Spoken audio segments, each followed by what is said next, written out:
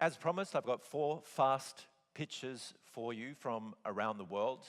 Some amazing women who've done some amazing stuff, and they're going to explain to you how. From Indonesia, Ukraine, the United States, and India. We'll have a quick Q&A session, if these talks are short. And we'll give you the chance to give us some feedback on the Global Media Forum. We'll put a QR code up on the screen after this session. Let's knock it off then. I'll keep it nice and short myself. Devi, would you like to start? Devi Asmarani is a co-founder and editor-in-chief of Magdalene, an independent media platform that caters to women in Indonesia.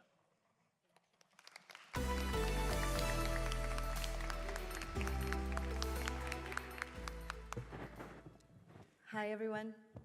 I hope you're enjoying the event. I'm Devi Asmarani, co-founder and editor of Magdalene.co, based in Jakarta, Indonesia. And I'm going to tell you a story about Magdalene. So can we go to the next slide? So I started Magdalene with a friend of mine in 2013 because at the time we saw that there was a gap in Indonesian media landscape.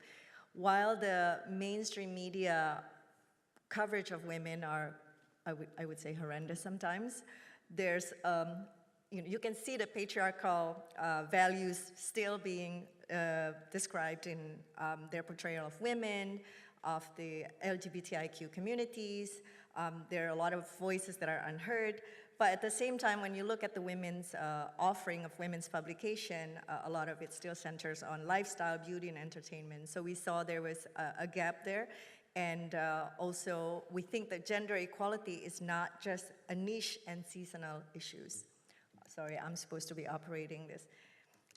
So we wanted to change that. In 2013, we started Magdalene, and we wanted to challenge what was happening in the media landscape. So Magdalene is basically a digital publication with a simple mission. We want to make create journalism that is inclusive, accessible, that highlight taboo issues, and give a platform to underrepresented perspectives. And we want to make sure that gender equality is not just a niche issue. We want to make sure that people know that gender is actually what shapes democracy, economic participation, and everyday life. So we started out quite small with 2 people, and it went on like that with a couple of interns for a few years. And now, I think it's 13 years later, we have become an award-winning media outlet with still small, but we reach about 1 million of millennials and Gen Z's audience across digital platforms.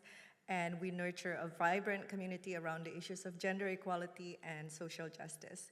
And we're still small, a newsroom of about 23 people, because we're not trying to build a huge newsroom. What we're trying to do is building different relationship with our audience. And this is how we do it. So basically, these are our 3 pillars. The first one is constructive journalism, which we were introduced to by IMS a few years ago.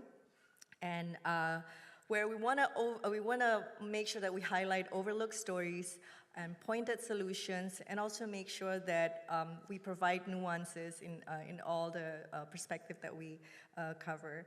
And the second one is social engagement, where we focus on creating campaigns that bring impact, that spark real change. And the third one is building community and maintaining that community. So making sure that we have a close relationship with our audience and also connect them with our partners. So everything that we do sits at the intersection of this, of journalism, engagement, and community.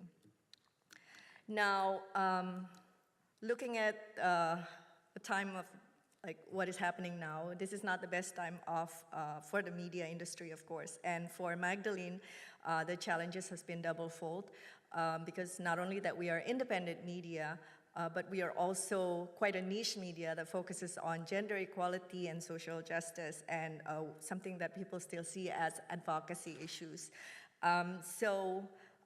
This means that a lot of the time we have to prove that not only our journalistic values, but also our relevance and impact. So from early on, we learned that journalism alone could not sustain Magdalene. So we needed a kind of broader ecosystem. And, okay, there it is. So throughout the years, throughout the process of learning and trying and learning and failing oftentimes, we develop multiple revenue streams so that our newsroom is not only dependent of one source of funding. And one of the strategies that we identified is to build communities and make sure that this community can be connected to everything that we do, including our kind of revenue source. So in that sense, we don't see our audience as just audience, but we see them as participants as well. So we don't treat them as a consumer. We want them to be part of everything that we do. And this strategy has helped us in making sure that not only that we have a business model that offers something different than a lot of other media organizations, but also allows us to connect with different sources of fundings and different sources of organizations from corporations, private sector, of course, CSOs, brands, development agencies, and all that. And these are organizations that are looking for authentic engagement around social change. So they need trusted engagement with communities, and we become their bridge we bridge them with our audience or our communities. But that doesn't mean that we are a sellout, of course. We don't just partner with everyone, because at the end of the day, these are organizations or campaigns that align with our values, whose issues are also aligned with our focus issues such as gender-based violence, financial inclusion, just energy transition, and inclusive workplace. Just to give you a couple of examples of this partnership, one of them is the Youth Fellowship that was supported by Investing in Women. In it, we created fellowship program for 15 selected student leaders, and in a way, we are investing in them, creating deeper engagement with younger audience while also making sure that this will become the future advocates.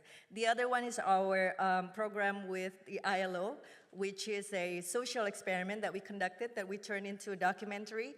And this is being used, the finding and the documentary is being used as evidence for ILO's global campaign on care economy. And of course, we do other fun stuff like community events, like rock concerts for elections,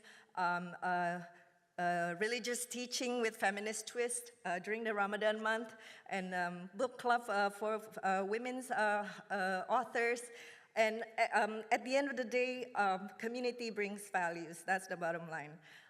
So last year, we realized that women-led media, like Magdalene, because there are a lot of them right now growing, are actually facing a lot of challenges.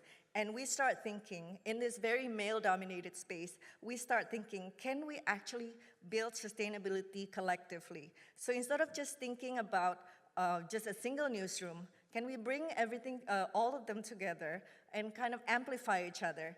And so in 2025, we received support from International Media Support, IMS, and we initiated Women News Network, which was born basically out of the simple spirit of women supporting women.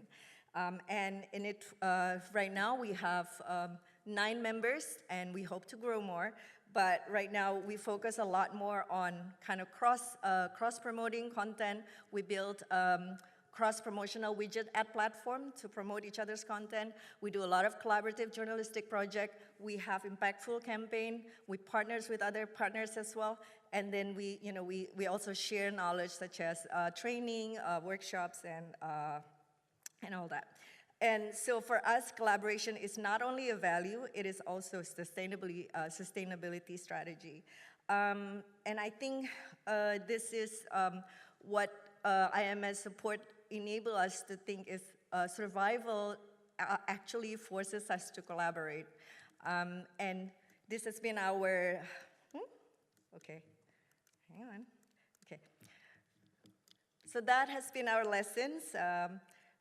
At the end of the day, it's not just about business model, it's about how do you define sustainability?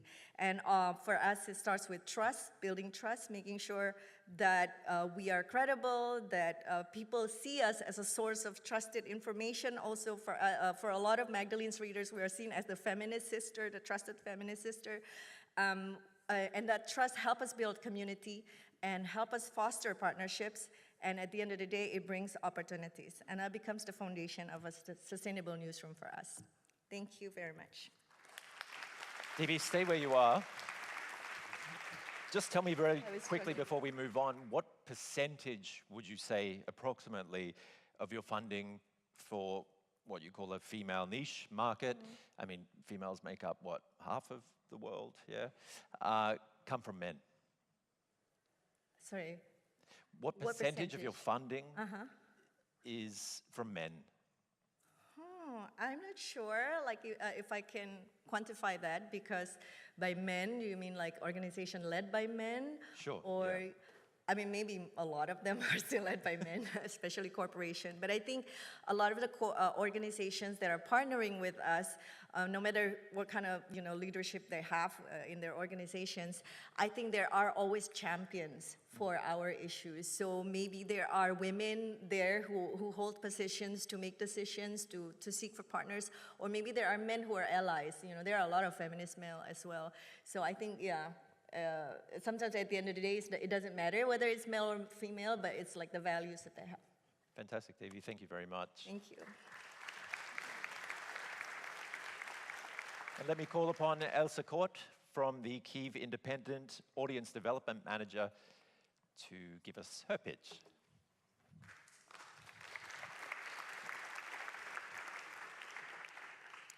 Thank you, Ben. Thank you for having me here today. My name is Elsa. I am the Audience Development Manager at the Kyiv Independent.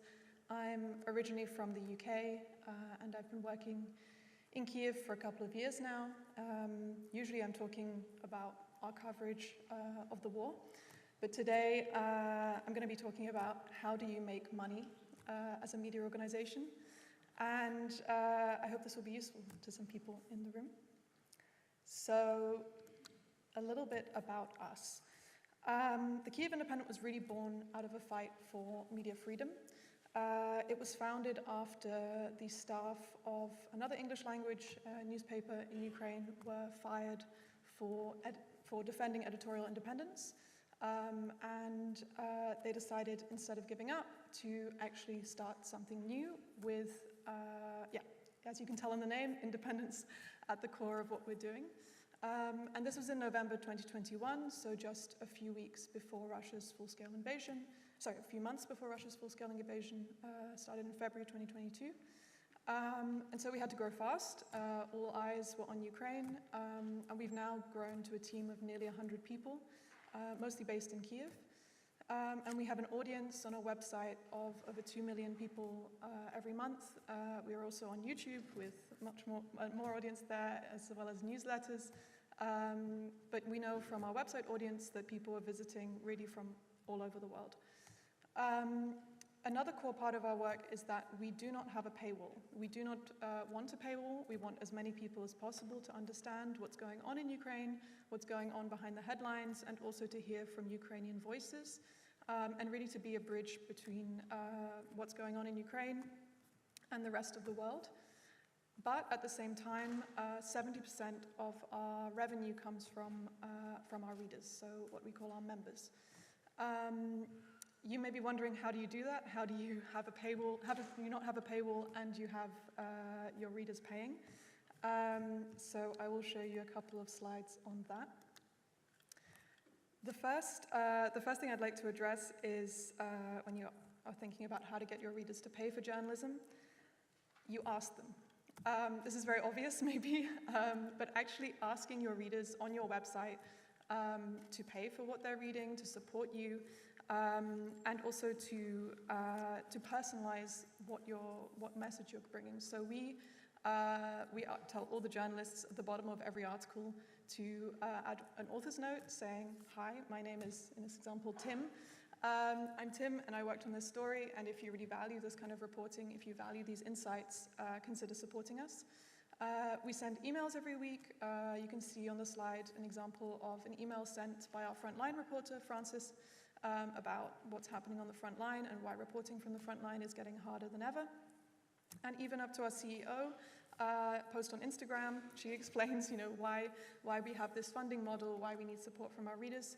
And it's worth noting that we purposely put our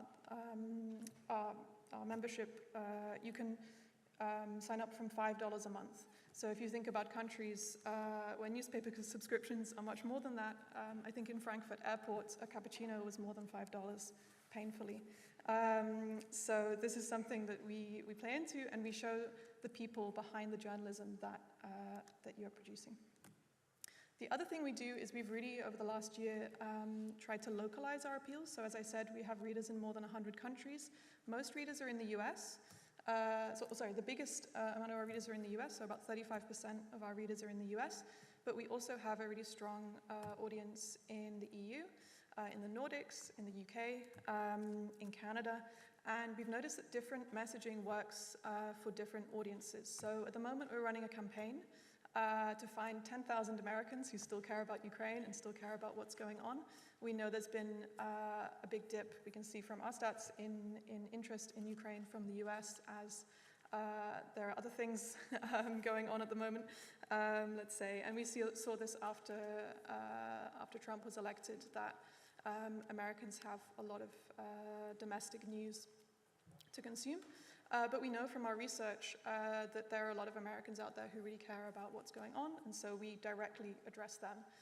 You can see on the right and on the left, another example of the way we appealed to Dutch readers last year with a completely different message.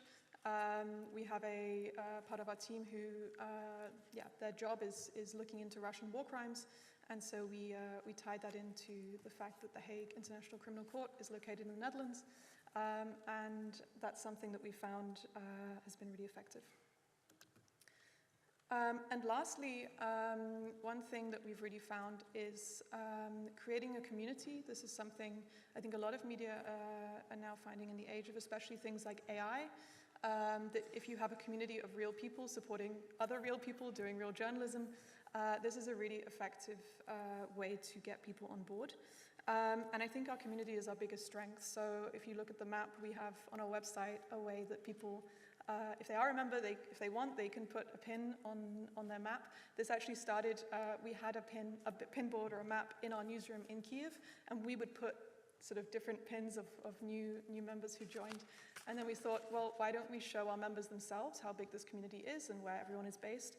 And this is actually, people write us all the time and say this is their favorite thing. But we also offer different benefits for our members, and it's not supposed to be transactional. It's not supposed to be, okay, pay $5 a month and you can have this subscription benefit. But it's really an invitation to go behind the scenes, to talk to our journalists, to understand more in depth what's going on. We recently had a Q&A with 2 of our frontline reporters on what's going on the battlefield. But we also offer free Ukrainian language lessons. Bear in mind, 97% of our audience are not Ukrainians or based in Ukraine. We have a Discord channel, so we basically set up our own form of social media for our members to chat with each other and discuss different things. They exchange like recipe ideas. It's really cute. We also have a comment section on our website under articles, and we only make that accessible to our members. So any reader can read the comments, but it's only our members who can actually comment. And we encourage our journalists also to reply in the comments if there are questions. And I think this is all about narrowing the gap between our journalism and the people who create our journalism and the people who consume it. And that's something I think a lot of media organizations are struggling with now, of how to approach the fact that for the vast majority of the population, they refer to like the media as reporting on things and blaming the media. And I think one of our missions is also just to show like what goes into independent journalism and what goes into bringing you the news from somewhere like Ukraine, which is a very challenging environment at the moment. So that's it from me. I tried to keep it short. If you have any questions, I will be on the boat. And this is a shameless plug. If you would like to become a member, this is a QR code. Thank you. Well done, Elsa. Thank you. Thank you very much for the very practical talk. I just wanted to know one thing. we all have to deal with news fatigue. You have to deal with news fatigue and war fatigue. But what happens to your pin wall, to your readership, and to your team when the war is over? So this is something we've been thinking about for years. I think that no one in Ukraine wants the war to end more than Ukrainians. Like, this is obviously something that we're always thinking about. And I think that one thing that we're trying to develop is also more broader reporting on Eastern Europe in general. So, for example, with the elections in Hungary, we did a huge amount of reporting on that drove a lot of memberships as well. I think there's a lot of curiosity from English-speaking audiences now on Poland, on Hungary, on Ukraine, Moldova, all of these countries. And I think that we're trying to also bring in different formats. So, for example, with Hungary, we had a reporter there who did a half-an-hour sort of documentary-style video, which did very well. And so bringing into different formats, different topics.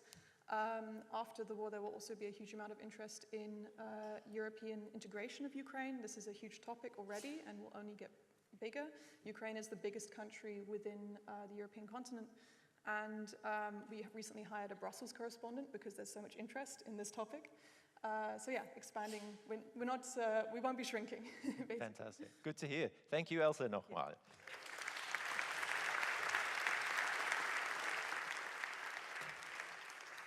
Our next guest is...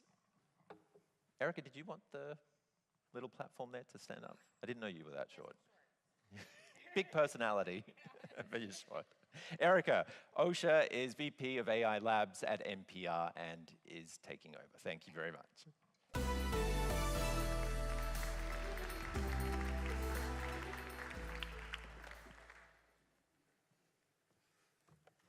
Hi, I'm Erica. I am not very tall, and I'm excited to be here with you all. I'm the VP of AI Labs at NPR. And it's been really wonderful and incredible to meet so many brilliant and passionate people from around the world at this event. So thank you. And we've talked a lot about US influence. Sometimes it feels a little awkward being from the US here, but just kidding. But hopefully I can add a little bit of perspective from US public media. And I know it's really hot, so thank you for being here and listening. I hope we don't bore you and keep you interested and engaged. But thank you again for your time and your attention. So I want to explain a little bit about how public media works in the US financially. There we go. It's different than in Europe. So NPR, there's not like a levy like you see with the BBC, like you see with so many other countries that we've talked about and met with here. Instead, NPR actually only received a very small amount of its funding directly from the federal government. The more than $1 billion that was cut, that everybody probably heard about here by our government, was the funding that went to the Corporation for Public Broadcasting. And the Corporation for Public Broadcasting, which no longer exists, which is a devastating, devastating thing to say, is a company that would fund grants and do support to the hundreds of public media outlets that exist across the US and across US territories. So we have stations in like Guam. And the smaller the stations and the more impoverished the communities, the more that this hurt, right? Because those communities don't have the luxury to just pay subscriptions. Those communities don't have the luxury of having extra resources to donate to their public media stations. So in some cases, when federal funding was cut, those stations lost up to 80% of their revenue. And some had to close, some had to consolidate. In many cases, people have stepped up, which has been incredible. But our other revenue is, so the main revenue that we get is from licensing from our member stations. So they pay NPR a licensing fee to have access to our content and to our services. We have over 240 independently owned stations. It's a little complicated. It's from donor support, so major philanthropy, gifts, individual community support, and then corporate sponsorship. Like the Kyiv Independent, NPR does not have a paywall and will never have a paywall. We do have subscription products that allow us to do additional fundraising and support, but not that. So I want to start with some of the doomy stuff, not to freak everybody out, but we already know it anyway. Obviously, this is a little bit noisy. Google Zero is on its way, or almost here, depending on who you talk to. The internet and technology platforms are fundamentally changing. We all know this. But what I really want to explain is that this is more than just text summaries. If you go to Google now on your phone, though text summaries are important, you might end up in an AI chat without even realizing that you're in an AI chat, and that's pretty disturbing. So people don't even know that they're using AI when they are. But also, if you go into some of these apps, there's now audio summaries of news that sound a whole lot like a bunch of our content, and have voices that sound a whole lot like a bunch of our content, and are in app experiences that feel like public media app experiences. YouTube has now launched a feature that is called Ask YouTube, which summarizes YouTube videos and makes new videos out of existing videos because YouTube trades on your content. So these are things that, like, I think we always think about summaries, but it's so much more than that.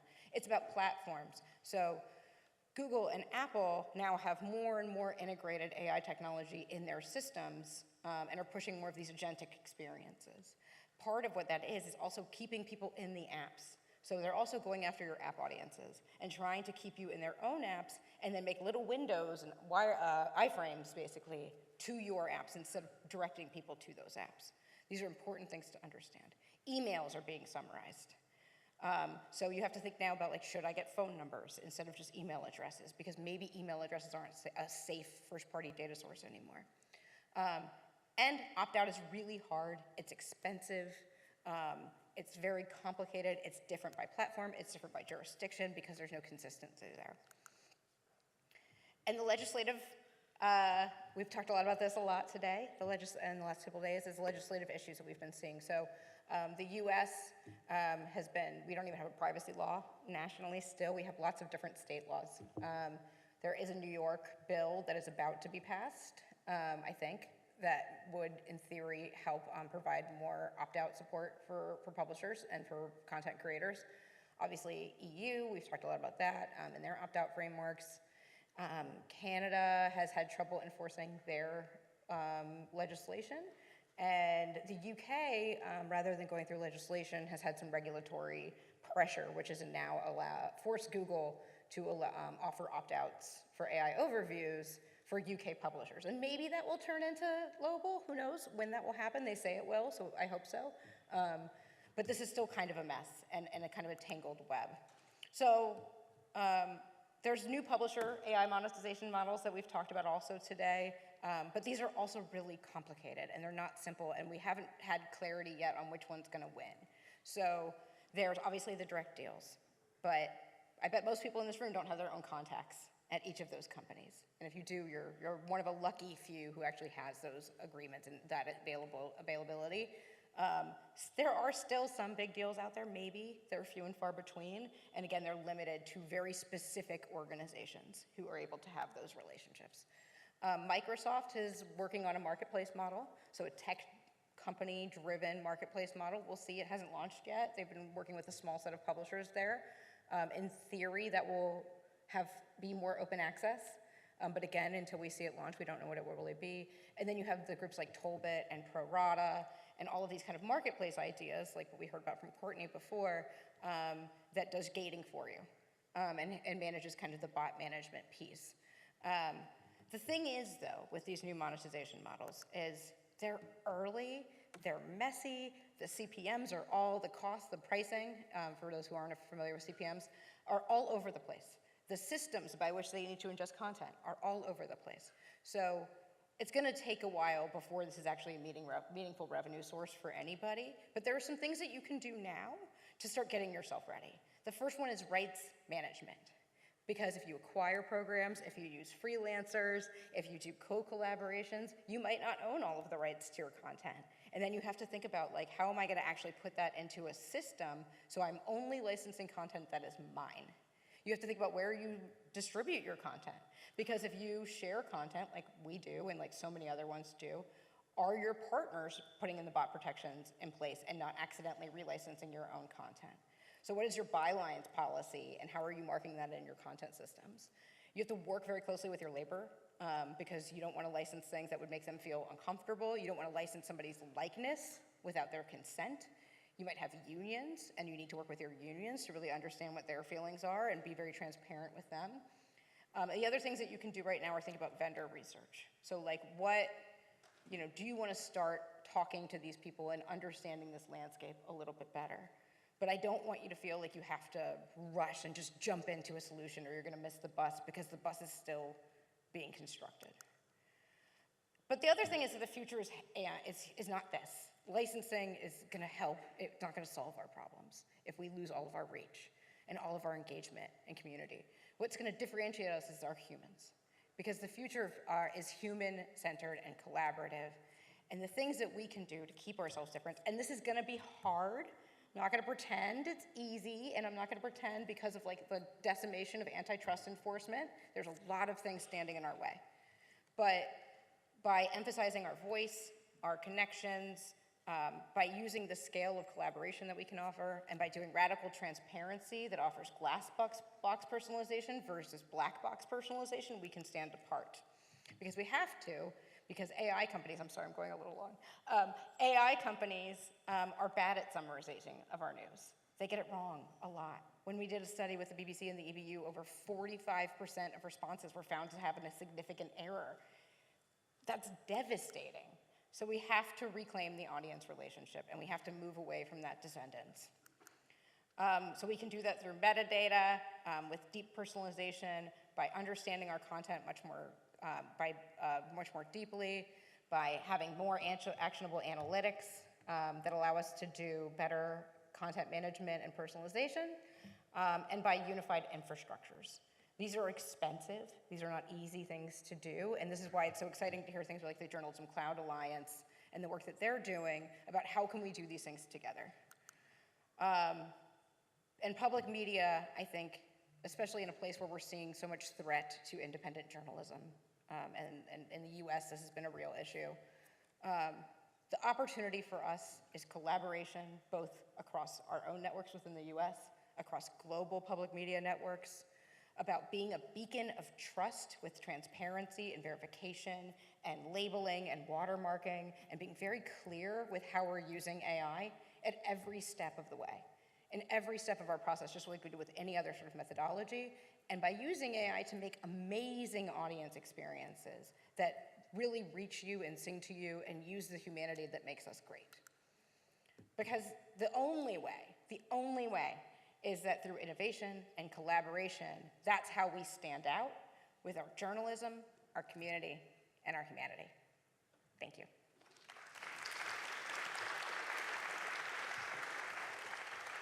One quick question, Erica. Okay.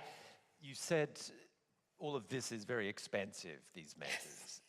How difficult has it been convincing your bosses to get that budget? We're working on it.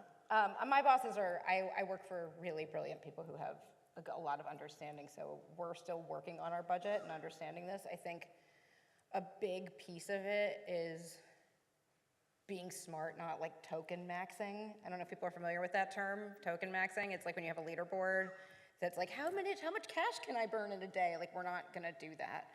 By not using generative for everything is really important. So like, there's a lot of things that AI is not good at, but you can use cheaper technology to use. So by being smart about budgeting, I think that's the really core piece. We've also been lucky to get philanthropic support to help us with digital transformation. Erica, thank you very much. Thank you.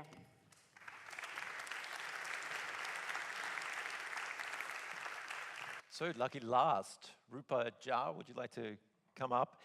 Is co-founder, editor-in-chief, and CEO of Collective Newsroom, an independent media company in India, the sole provider for BBC News in India. Oh, I did that intro before. It sounds like she's got it down pat, but it wasn't easy, was it?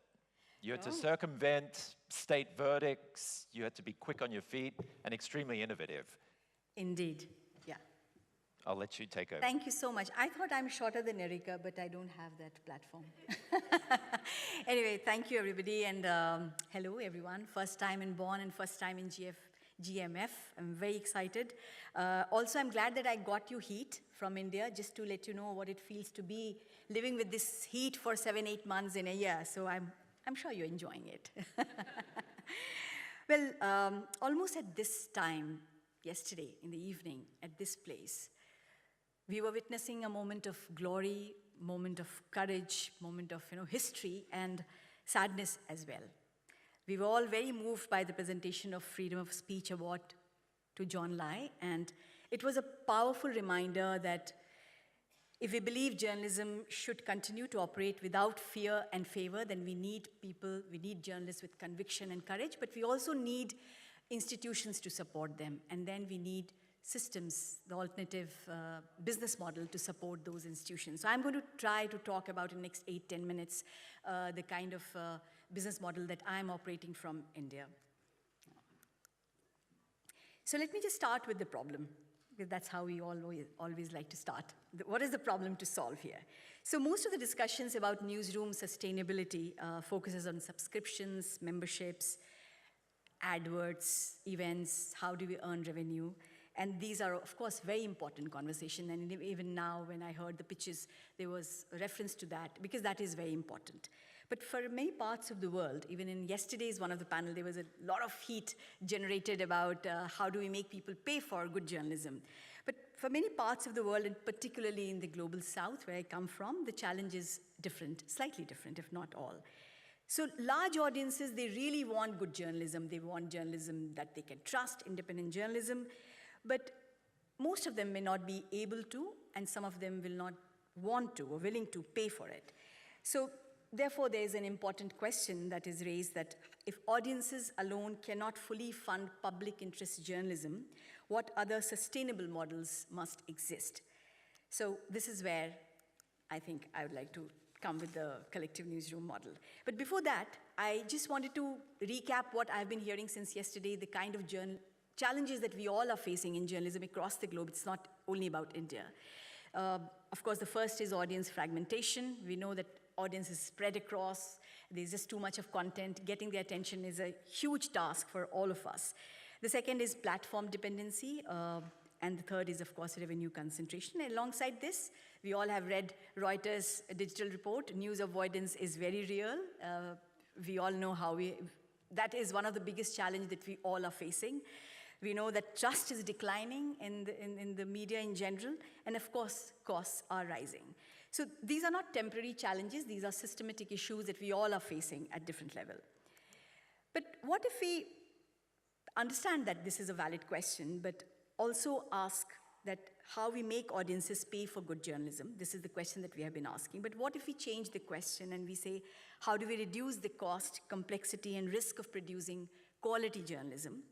And this is the shift that really led to the model of collective newsroom that I lead. I am the CEO and editor-in-chief of that company. I will tell you why collective newsroom was formed, not taking too much of time, because it's a long story. To cut the long story short, I'll just say that it was born out of a moment of disruption, and it was good, because in 2020, media holding law in India changed. So what government of India said that any foreign company cannot hold 100% stake in any media ownership. They can only have 26%. What did that mean for an organization like BBC, India became and is the biggest global market for the BBC. They had the biggest bureau outside UK in India. It was doing really well, the top market for the BBC. So what happened to that? Of course, they had to change the way they were operating for almost 100 years in India. And the first reaction was of retrenchment. But before that, I'll just play you that when this happened, we came with a solution that, okay, what happens if a third party comes forward, an organization like Collective Newsroom comes forward and creates more value for the BBC in their biggest global market? And that started the journey of Collective Newsroom. In 2023, we formed our own company. A few of us came out of the BBC, 4 of us, and we have now around 300 people now working for us. This was a big media moment. It was covered across the globe. I'm sure you have followed it. It was quite a shock, especially because it involved a brand like BBC. So we were quite nervous and intimidated because it came out of disruption, it came out of desperation, but we were not sure if this is going to be a success story. But I'm glad 2 years down the line that I'm standing here and telling you what is this alternative business model that we are working on. You know, because India is one of the toughest, most complex media markets. I'm sure Debrati, who's must be here somewhere. Yeah. She can vouch for it. Anyone who operates in India can vouch for the complexity of the country. Not only that it's huge, every 5 miles, language changes, audience changes. Every year, I think, the regulation changes. And the only thing that has not been changing is the government. So that is the only thing that is still there. So it's a very complex media market, and success requires local knowledge, multilingual capability, operational agility, and of course, editorial excellence. It's a very busy market. Thousands of news, television network, hundreds of newspapers. My God, I don't know how many digital startups. So it's a very noisy, very, very thick market. So our role as Collective Newsroom is not simply to produce content for the BBC. It was to reinvent how a global public service broadcaster operates in its biggest market. So this is the model. Sorry, I took long to arrive to this slide. As you can see, this is the model that we call as Collective Newsroom model. Unlike most media organizations, we are not built around a platform or a publication. We are built around a client relationship. We only have one right now, but I'm very hopeful that going back from here, I'll gain more. So when it is built around client relationship, the incentives, of course, they changes. So instead of optimizing for subscriptions or advertising revenue, what we optimize is audience value, editorial quality, efficiency, and trust. I often call it, this whole thing with BBC and Collective Newsroom is a project in trust.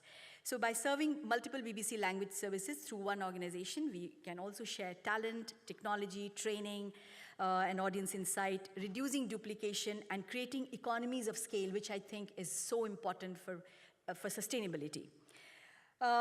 I call it the power of one because I only have one right now, so I really have to flex that. This is perhaps the most unconventional part of our model because conventional business wisdom says dependency on a single client is a weakness, which is true to an extent. But we also see it differently. Our strategy is relevance. So the more value we create for our client, right now that's the BBC, the stronger partnership becomes. So many media organizations are trying to monetize audiences, and we are monetizing expertise. Our objective is simple: become so valuable that we are difficult to replace. And this is why it works. It works because we absorb complexity. As I said just 2 minutes back, that India is a very, very complex market. So it is multilingual, highly regulated, constantly evolving. So understanding audiences, navigating the regulations, managing risk, and spotting opportunities require deep local expertise. And we manage that complexity for the BBC. On the behalf of BBC, we do all of it. And then we give journalists the mind space, the confidence, the courage to do journalism part of it. We are also building the audience for the future. So, whatever you have, the business as usual is great, but we all know we need more audiences. We are not reaching out to the audiences that really matter now, growing further. So we are trying to come up with strategies and work around how do we engage with younger audiences, women who constitute 50% of the population. But in India, we are really not attracting enough women and enough young people. That is a big, big challenge for us. But we are trying very hard to make BBC future safe by investing hugely into those strategies which will attract younger audiences and women with initiatives like BBC Indian Sportswoman of the Year Award, audience research program to understand what audience really need from the media in India and from the BBC, what is it that they need. So we do a lot of audience research, and we also have started very consciously gender-sensitive journalism framework to engage with women in general. So the objective is simple. We need audience growth, but also ensuring that BBC remains relevant to the next generation of audience. Every pound delivers efficiency, and that really makes anybody, any client very happy if you can really optimize and provide that all that what you're saving goes back to the benefit of journalism. That is the only condition that we make efficiency, and we bring back that money to make better journalism. So through workflow automation, AI-assisted systems, and shared production platform, we are reducing repetitive work. We have improved collaboration and increasing productivity. The result is, of course, straightforward, better journalism delivered more efficiently. And one very important factor for such kind of business model is trust. Partnership of this nature only work when trust is institutionalized. And that requires strong governance. Although Collective Newsroom is not a listed company, we have consciously adopted governance standards comparable to those expected of one. So strong financial control, transparent processes, board oversight, and clear accountability creates confidence for both the partners. And we all know that trust is not just a slogan, it has to be a system. And I'm very glad that in 2 years it has kind of solidified. And since then, we have got more work from our client. Beyond content, becoming a strategic partner, which is that we go beyond just content production and publication. In every case, the objective is to make journalism stronger. The next evolution is about from content and publication partner to becoming journalism partner, audience partner, innovation partner. And our ambition is to become an indispensable public service ecosystem that helps BBC and other public service media organizations to fulfill its mission in India, and that's the direction in which this model continues to evolve. This is the closing thought. I think in this increasingly complex world, organizations that reduce risk, improve efficiency, build trust, and strengthen journalism, they create enormous value. Seriously, it's my experience, and I can tell you, you create enormous value. And Collective Newsroom was built around this single strategic client. Our success is measured how effectively we are able to support this client and any other clients in future. But this may not be the future of many newsrooms. I understand that. This may not work for you, but I certainly feel that this is one blueprint for sustainable public service journalism in a very rapidly changing world. Thank you. Thank you, Rupa. So a very different newsroom, one government to report on, one client to report for. Who would your ideal second client be? Ideal center client? Sorry? Second client. Oh my God, Deutsche Welle. I thought you might say that. Why to go any further? That was for you, Barbara. Well, I saw that she's there. I must make my pitch. No, seriously, on a more serious note, anybody who believes in public service journalism, and we are ready to collaborate. We have a system operating. There's nothing that stops us from serving more clients in our production agreement with the BBC. So anybody who believes in journalism, not just making money. Okay, well, stay on the stage with me, Rupa. The rest of you come up, Devi, Elsa, Erica. We've just got 5 minutes for a couple of questions from the audience. So is there anyone who'd like to ask these entrepreneurs how they did it or something else?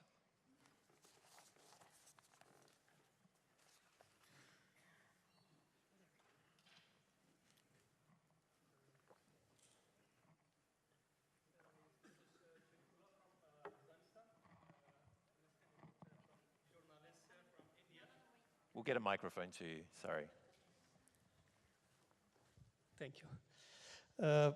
This is Sharifullah, Afghan exile journalist in Paris.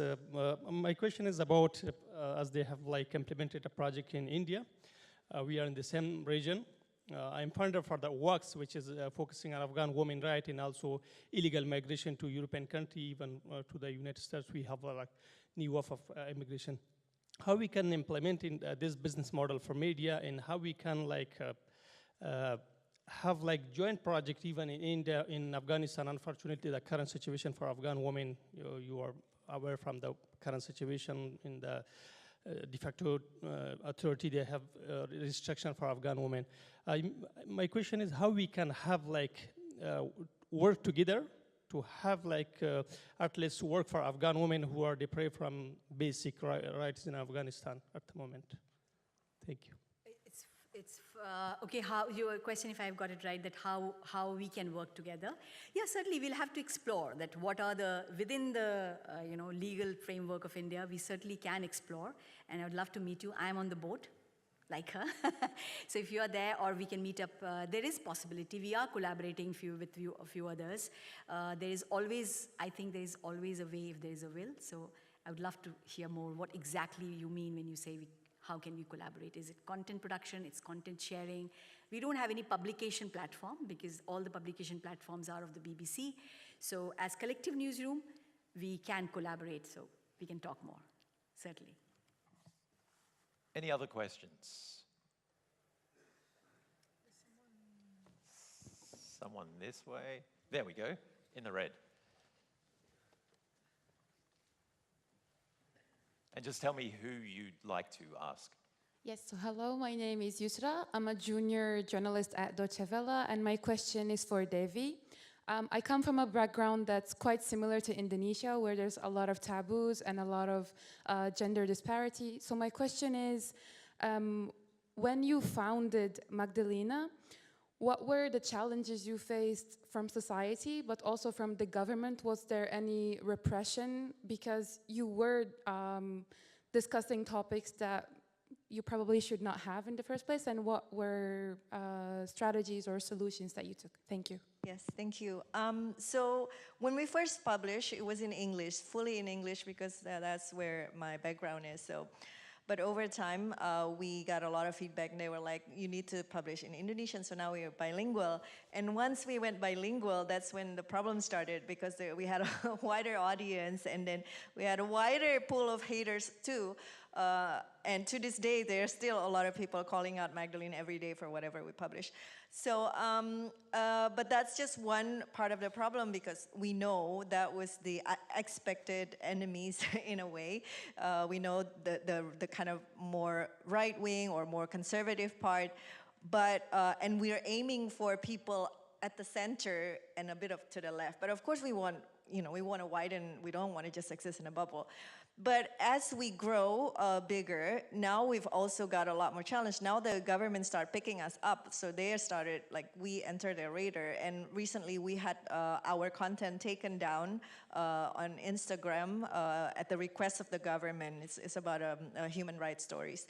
So I don't know how we do it, but I think to be just consistent, to build an audience that are loyal and that think that you deserve to be there, that us, like Magdalene, that they need Magdalene. So when our content was taken down, it was a couple of months ago, we had a lot of support from media organization, from civil society, from the public, from content creators. They were like calling out the government for doing this. They were like, are you crazy? You are letting Deutsche Welle published the same story, BBC and other local media published, but Magdalene, you take it down. So it was like bullying. So they were calling government for bullying. So I think it's that kind of level of support from public is very important, and also to be like a network, to keep your network with the civil society and all the usual suspects who will be there to back you up when something like that happens. But thank you for the question. Thank you, Devi. Anyone else? Could we get the microphone over here?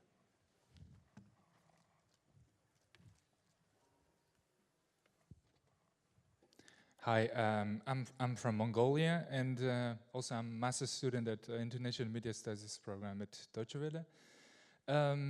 Mongolia is a country with 3.5 million people nestled between Russia and China, and quite limited markets, a small market, and but we have a high internet penetration and young demographic. Half of the population is under 30. So what would you recommend, like this, given these constraints for us, and what would you recommend that could be realistic or sustainable for the newsrooms or media organizations in a context like ours? Who'd you like to hear from? Huh? Who would you like to hear from? It's for me. It's not. It's anyone Who'd can like to say answer. something? Yeah, please. Thank you. Yeah, young audience.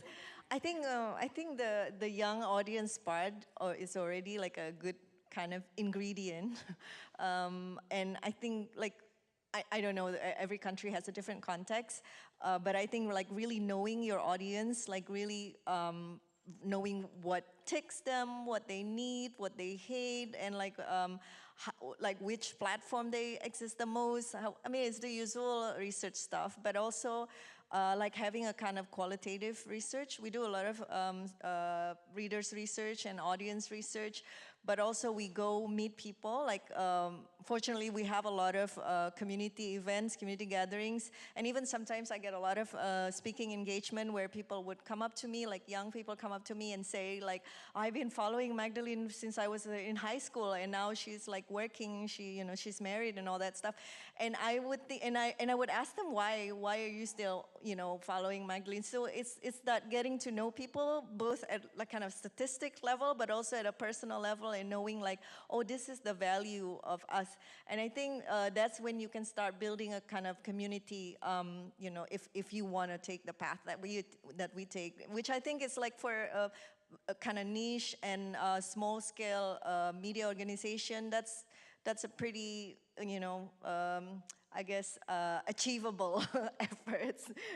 I just wanted to add something because it's great that you're thinking of starting something for your audience, but doing that need gap analysis before you start anything would be so helpful, even if that means you have to invest a bit of money, because you'll be sure what is that need gap that you, as the new media organization, will be able to fill. And of course, it has to be at a small scale. Don't start with a big scale. Just take a baby step, and you will find people to start supporting crowdfunding. And it's very exciting, actually. While it is very, it is intimidating when you want to start something fresh, but it's also very exciting. And you will not know from which corners you will get support, how people will just come along and will show that strength with you. So I think you must try. Devi, Elsa, Erica, Rupa, thank you very much. Fantastic getting your insights today. Now it's your chance to give us some feedback. So